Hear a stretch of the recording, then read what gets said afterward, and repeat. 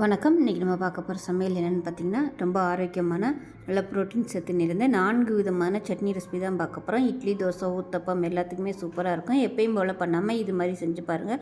வாங்க இந்த 4 விதமான சட்னி ரெசிபியும் எப்படி செய்யலாங்கிறத பார்க்கலாம். ஒரு கடாயை எடுத்துக்கலாம். மெஷரிங் கப்பில் 1/4 கப் அளவுக்கு கொள்ளு எடுத்துருக்கேன். இப்போ இதை நல்லா வறுத்துக்கலாம். இப்போ பாருங்கள், கொள்ளு நல்லா வறுபட்டு ஃப்ளேவர் வருது. இதை வேறு பிளேட்டுக்கு மாற்றிக்கலாம்.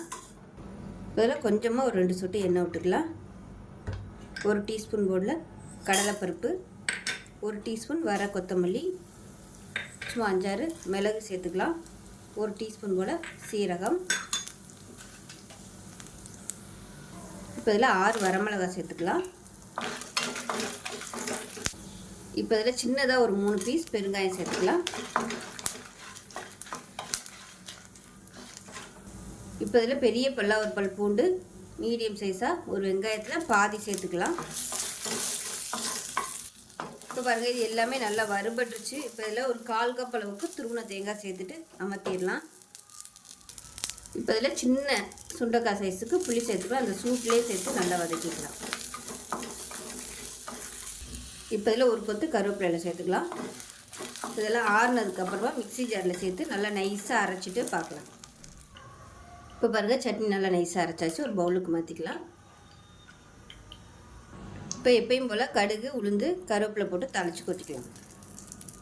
அவ்வளோதான், அருமையான கொள்ளு சட்னி ரெடி ஆயிடுச்சு. ஸோ இந்த வீடியோ பிடிச்சிச்சின்னா லைக் பண்ணுங்கள், கமெண்ட் பண்ணுங்கள், சேனலை சப்ஸ்கிரைப் பண்ணுங்கள், பக்கத்தில் பெல் பட்டனை ப்ரெஸ் பண்ணுங்கள். நன்றி. இப்போ ஒரு பேன் எடுத்துக்கலாம். தேவையான அளவுக்கு எண்ணெய் சேர்த்துக்கலாம். எண்ணெய் சூடானதும் 2 டேபிள் ஸ்பூன் வேர்க்கடலை சேர்த்துக்கலாம். வேர்க்கடலை நல்லா வறுபட ஆரம்பிச்சிடுச்சு. இதில் 1 டேபிள் ஸ்பூன் உளுந்து சேர்த்துக்கலாம். 1 டேபிள் ஸ்பூன் கடலைப்பருப்பு சேர்த்துக்கலாம். அடுப்பு மீடியத்தில் வச்சு நல்லா வறுத்துக்கலாம். இப்போ இதில் மீடியம் சைஸாக ஒரு பெரிய வெங்காயம் சேர்த்துக்கலாம்.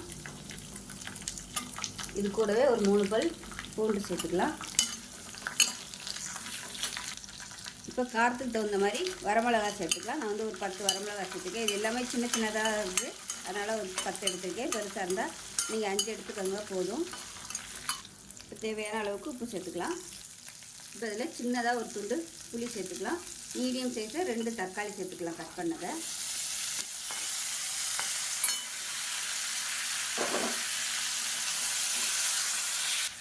இப்போ தக்காளி ஓரளவுக்கு வதங்க ஆரம்பிச்சிருச்சு. இதில் ஒரு கை அளவுக்கு கொத்தமல்லி இலை சேர்த்துக்கலாம்.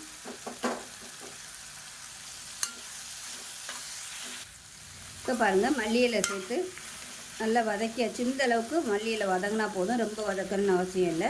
இப்போ கேஸ் அமர்த்திடலாம். அமர்த்திட்டு ஆற விட்டுட்டு எப்பயும் போல் நல்லா நைஸாக அரைச்சிட்டு பார்க்கலாம்.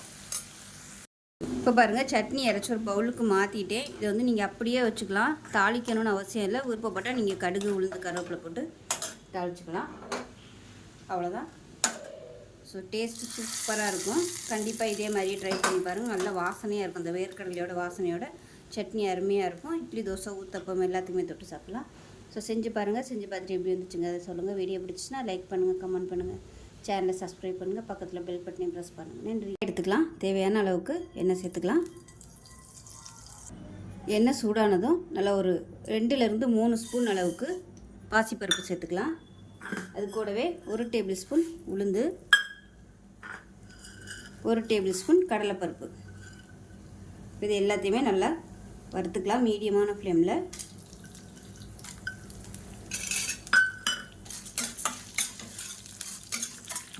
இது கூடவே 8 வரமிளகாய் சேர்த்துக்கலாம். கொஞ்சமாக கருவேப்பிலை சேர்த்துக்கலாம். ஒரு 2 துண்டு இஞ்சி, ஒரு 3 பச்சை மிளகாயை உடைச்சிட்டு சேர்த்துக்கோங்க.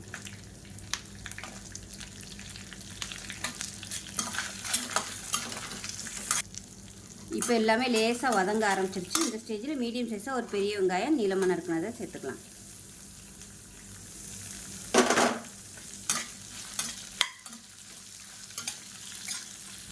வெங்காயம் வதங்குறதுக்கு உப்பு சேர்த்துக்கலாம். இப்போ தக்காளி சேர்த்துக்கலாம். மீடியம் சைஸாக ஒரு தக்காளி.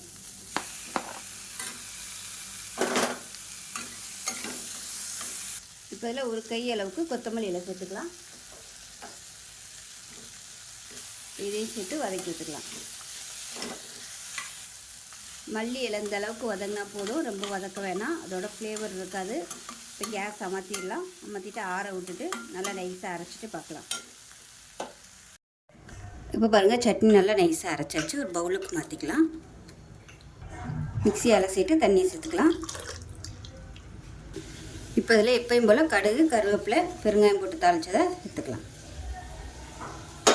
அவ்வளோதான், ஒரு சூப்பரான பாசிப்பருப்பு, கடலைப்பருப்பு, உளுந்து போட்ட ஒரு சூப்பரான ப்ரோட்டீன் சட்னி ரெடி ஆயிடுச்சு. இட்லி, தோசை, ஊத்தப்பம் எல்லாத்துக்குமே சூப்பராக இருக்கும். செஞ்சு பாருங்கள். செஞ்சு பார்த்து எப்படி இருந்துச்சுங்கிறத சொல்லுங்கள். வீடியோ பிடிச்சினா லைக் பண்ணுங்கள், கமெண்ட் பண்ணுங்கள், சேனலை சப்ஸ்கிரைப் பண்ணுங்கள், பக்கத்தில் பெல் பட்டனை ப்ரெஸ் பண்ணுங்கள். நன்றி. அதை பார்க்கலாம். இப்போ ஒரு பேன் எடுத்துக்கலாம். தேவையான அளவுக்கு எண்ணெய் விட்டுக்கலாம். எண்ணெய் லேசாக சூடானதும் மெஷரிங் கப்பில் 1/2 கப் அளவுக்கு பாசிப்பயிறு சேர்த்துக்கலாம். இது வந்து நல்லா வறுத்துக்கலாம்.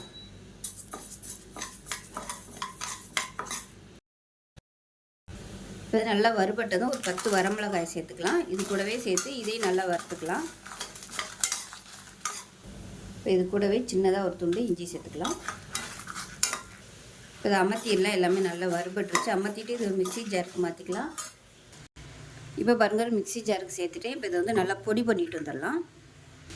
இந்த அளவுக்கு பொடி பண்ணிட்டு வந்துட்டேன். இப்போ 2 பல் பூண்டு சேர்த்துக்கலாம். ஒரு 4 சின்ன வெங்காயம் சேர்த்துக்கலாம். 1/4 கப் அளவுக்கு துருவன தேங்காய் சேர்த்துக்கலாம். இப்போ அது கொஞ்சமாக தண்ணி ஊற்றி நல்லா நைஸாக அரைச்சிட்டு வந்துட்டு பார்க்கலாம். இப்போ இதுக்கு தேவையான உப்பு சேர்த்துக்கலாம். இப்போ பாருங்கள், நல்லா நைஸாக அரைச்சாச்சு. இது ஒரு பவுலில் சேர்த்துக்கலாம்.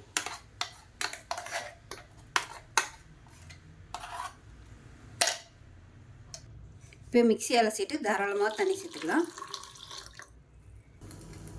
இப்போ எப்பயும் போல் எண்ணெயில் கடுகு, கருவேப்பிலை போட்டு தாளித்து கொட்டிக்கலாம். அவ்வளோதான், சூப்பரான தண்ணி சட்னி ரெடி ஆகிடுச்சு. இட்லி, தோசை, ஊத்தப்பத்துக்கு சூப்பராக இருக்கும். செஞ்சு பாருங்கள். செஞ்சு பார்த்துட்டு எப்படி இருந்துச்சுங்கிறத சொல்லுங்கள். வீடியோ பிடிச்சிச்சின்னா லைக் பண்ணுங்கள், கமெண்ட் பண்ணுங்கள், சேனலை சப்ஸ்கிரைப் பண்ணுங்கள், பக்கத்தில் பெல் பட்டனை ப்ரெஸ் பண்ணுங்கள். நன்றி.